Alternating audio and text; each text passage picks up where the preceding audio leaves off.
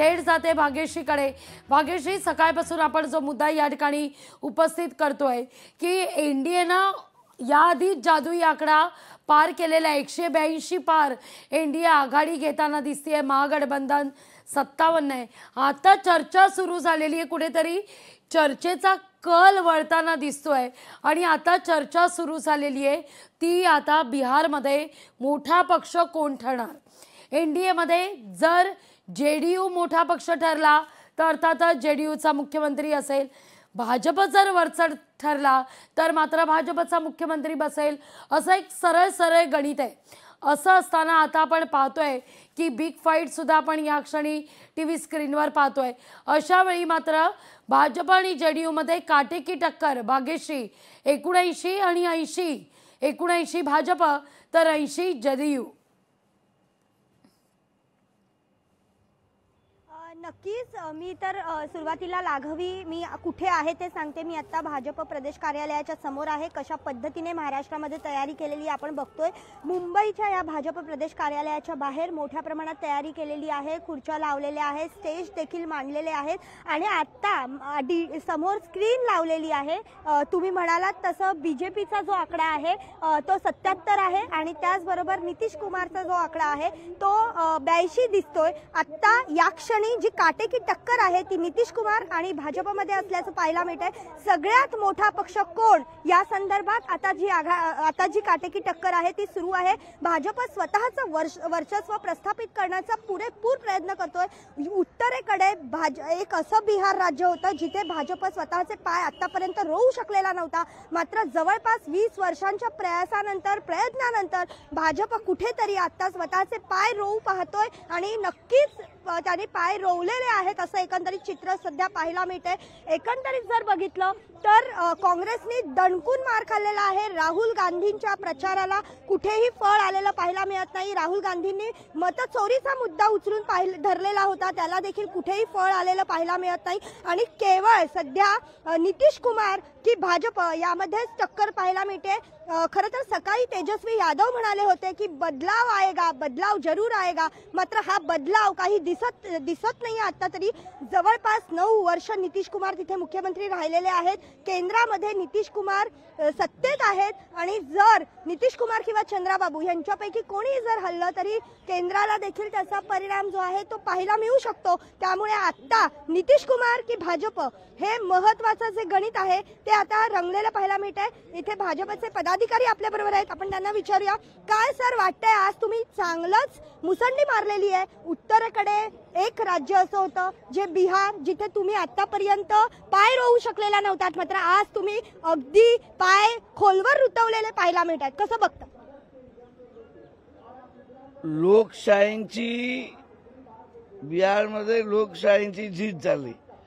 ते घरशाही जे बोलले होते, पप्पूशाही जे आपण बोलले होते ते लोकशाही आहे ना तुमचा, ते असंच लोकशाही बिहारमध्ये चालली आणि नरेंद्र मोदी साहेबांच्या नेतृत्वात, अमित शाह साहेबांच्या नेतृत्वात आणि नितीश कुमार साहेबांच्या ते काम कर्तव्य आले। ते आपले सीएम साहेब पण तिथे गेले होते, प्रचार केले भरपूर। ते सर्व ऐकून आपले बिहारमध्ये जे सरकार आली आहे ते ओव्हर कॉन्फिडन्स नाही, कॉन्फिडन्सची एक सरकार आली आहे। ते समोर होते ते ओव्हर कॉन्फिडन्स होते, काय होणार कसं होणार। इथे महाराष्ट्रामध्ये पण बोलले होते काय करणार आमचे देवेंद्रजी, देवभाऊंनी केले महाराष्ट्रामध्ये ना, तेच भाव बिहारमध्ये आले। नक्कीच तुम्हाला म्हणायचंय का की देवेंद्र भाऊ जे आपले तिकडे गेले प्रचाराला त्याच्यामुळे हे सगळं यश आलेलं आहे? नक्कीच आपण बघतोय लाघवी की देवेंद्र फडणवीस हे तिथे खरं तर प्रचाराला गेलेले होते। दुसरं जे महाराष्ट्रातलं महत्त्वाचं नाव होतं ते विनोद तावडे यांचं होतं। आपण जर बघितलं तर मैथिली सारखे अनेक जे उमेदवार होते ते विनोद तावडे यांनी निवडलेले होते आणि आज या उमेदवारांना देखील यश येताना पाहायला मिळतंय। त्यामुळे देवेंद्र फडणवीस आणि त्याचबरोबर विनोद तावडे आणि सगळेच एकंदरीत भाजपचे जे नेते आहेत त्यांनी व्यवस्थित नेहमीप्रमाणे रणनीती आखली आणि या रणनीती आखण्यामध्ये ते यशस्वी झालेले पाहायला मिळतात आणि कुठेतरी याचा फटका जो आहे तो बोला वाक्य पूर्ण करा।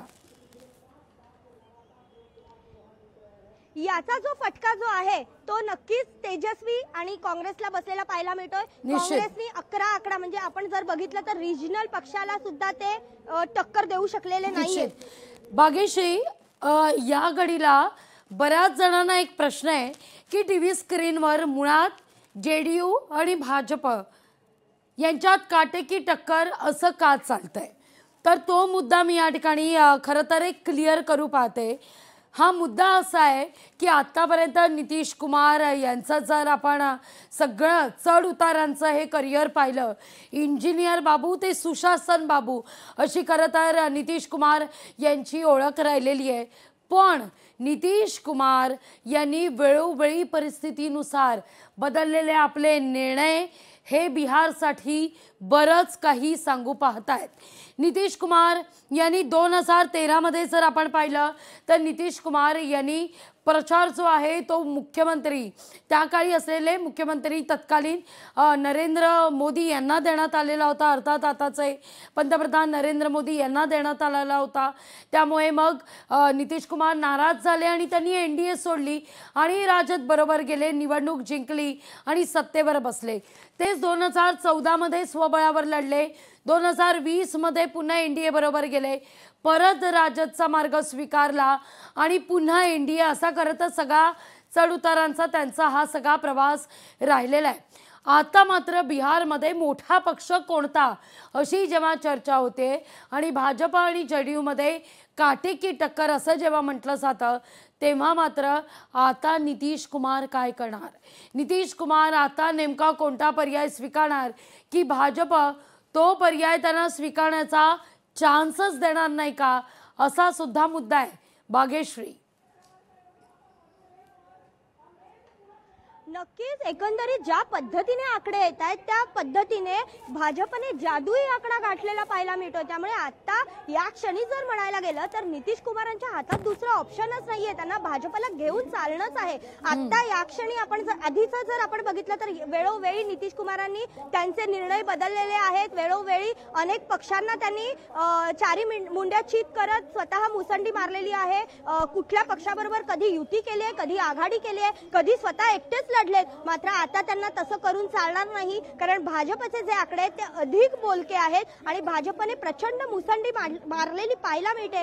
अशा वेळेला नितीश कुमारांसमोर काही ऑप्शन राहिलाय का, हा एक मुद्दा येतो. आणि दुसरा मुद्दा हा एक येतो की ज्या पद्धतीने नितीश कुमार सत्तेत आहेत, केंद्राच्या सत्तेत आहेत, त्या पद्धतीने भाजपला देखील नितीश कुमार काही ऑप्शन टाकू शकतात का, हा देखील एक मुद्दा आहे. त्यामुळे एकंदरीत जर आता बघितलं तर सिच्युएशन विन विन आहे असं आपण म्हणू शकतो. दोघांसाठी देखील सिच्युएशन कठीण आहे. पण आता या क्षणी भाजपने ज्या पद्धतीने आपले पाय रोवलेत ते अत्यंत सुपीक पद्धतीने अत्यंत रणनीती करून त्यांनी जे पाय रोवलेले आहेत आणि त्यांचा जो 10,000 देण्याचा जो लाडक्या बहिणींचा 10,000 देणं हा जो काही निर्णय आहे तो नितीश कुमारांना ज्या पद्धतीने फळास आला त्याच पद्धतीने भाजपला देखील फळास आला आणि भाजपने त्याची उत्तम अशी जी प्रचार पद्धत आहे ती वापरली. त्यासाठी जी पद्धत त्यांनी महाराष्ट्रात वापरली, जी पद्धत त्यांनी मध्य प्रदेशात वापरली, तीच पद्धत ते पुन्हा एकदा बिहारमध्ये वापरली त्यांनी आणि आज त्यांनी बिहारमध्ये पुन्हा एकदा आपलं वर्चस्व जे आहे ते सिद्ध करण्याचा कुठेतरी ते आता प्रयत्न करतायत. अगदी आपण बघतोय की चुरस रंगलेली पाहायला मिळते नितीश कुमार आणि भाजपमध्ये.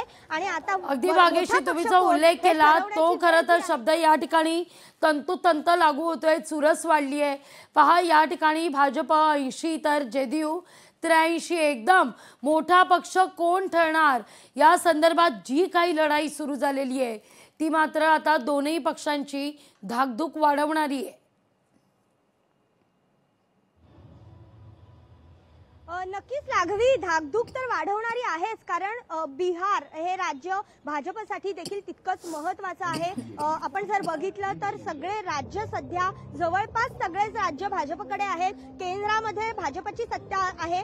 लोक देखील म्हणजे नागरिक जेव्हा मतदान करतात त्यावेळेला नागरिक देखील एक विचार करतात की ज्या पक्षाकडे सत्ता आहे केंद्रातली त्याच पक्षाला राज्य देखील हातात द्यावं, जेणेकरून राज्यामध्ये प्रगती होईल आणि जे पैसे मिळणं असेल असेल ते देखील मोठ्या प्रमाणात येईल। यामध्ये मी आणखीन एक उल्लेख करते, जो अर्थसंकल्प मांडण्यात आला होता त्या अर्थसंकल्पामध्ये देखील भाजपने प्रचंड मोठ्या प्रमाणात बिहारला गोष्टी दिलेल्या होत्या, आर्थिक स्वरूपाच्या गोष्टी दिलेल्या होत्या आणि त्याचा देखील फायदा बिहारला झालाय। आपण बघितलं तर महाराष्ट्रात जे बिहारी आहेत त्यांच्यासाठी देखील आम्ही काहीतरी करू अशा पद्धतीचं वक्तव्य मुख्यमंत्री देवेंद्र फडणवीस हे जेव्हा बिहारला गेलेले होते त्यावेळी त्यांनी केलेलं होतं। त्यामुळे कुठेतरी एक दिलासा देखील बिहारींना देण्यात आला त्यांच्याकडनं।